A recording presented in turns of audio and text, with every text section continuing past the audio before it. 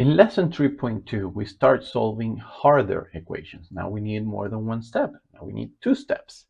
And when solving two steps or more equations, we need to pay attention to the order in which we follow these steps. The order of operation is very important. If we don't follow the correct order, we will not get the correct answer. Well, let's take a look at this equation. We still have the x. We need to solve for x. That x needs to be fully isolated. It is not isolated because we have the 3 and we have the -4. So we have to move that 3 and that -4 to the other side of the equal sign in order to solve for x. But once again, the order is very important. In these situations, we start with the addition or the subtraction, which in this case is a subtraction. We have a -4. And remember, we have to do the inverse operation in order to move items from one side to the other on the equal sign. So the opposite of a subtraction, this is a -4, is an addition. So if we have a subtracting 4, we make an adding 4, a positive 4. That way, the -4 and the positive 4 cancel each other. But we must remember the golden rule of algebra. What we do on one side, we must do it on the other side, meaning we also have to do a +4 on the right side. Then we do the operation. 14 plus 4 equals 18. Now, well, let's clean up so we have a space for the next steps, because the x is still not fully isolated.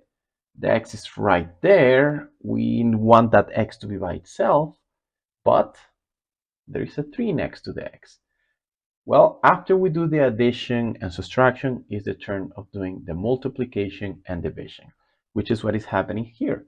That 3 is multiplying the x, so we have to do inverse operation. That's 3 times x, and the inverse or the opposite of a multiplication is a division.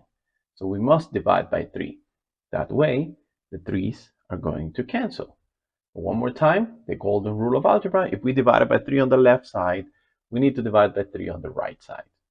Then we do the operation. 18 divided by 3 is 6. So x is equal to 6 in this problem. We know the problem has reached the end. We know we solved for the problem because the x is fully isolated. The x is by itself on one side of the equation. So x equals 6. But let's try one more with this problem one more time. Let's pay attention to where the x is. The x is on the left side of this equation. It's not by itself because we have a 5 and we have the positive 18. We need to have that x by itself. And one more time, we start with the addition or the subtraction, which in this case is an addition. It's a positive 18. And one more time, we do the inverse operation or the opposite. What is the opposite of an addition? It's a subtraction. We have a positive 18 and adding 18. We need to include a subtracting, a negative 18. That way the 18s can cancel. But if we do it on one side, one more time, we have to do it on the other. So we put a negative 18 on the right side as well. Then we do the operation. 24 minus 18 is equal to 6. Let's clean up the space one more time. We need white space. We need clean space to solve. And let's move on to the next step, because the x is still on the left side, but we still haven't fully solved for it. We still have that 5 with the x. Well, after we do the addition and the subtraction, we move on to the multiplication and division. And to solve is always the inverse operation. That 5 is dividing the x. And what is the opposite of a division? Well, it is a multiplication. So we multiply times 5. That way the 5's can cancel. But if we multiply times 5 the left side, we also have to multiply times 5 the right side. After that, we simply do the operation. 6 times 5, which is equal to 30.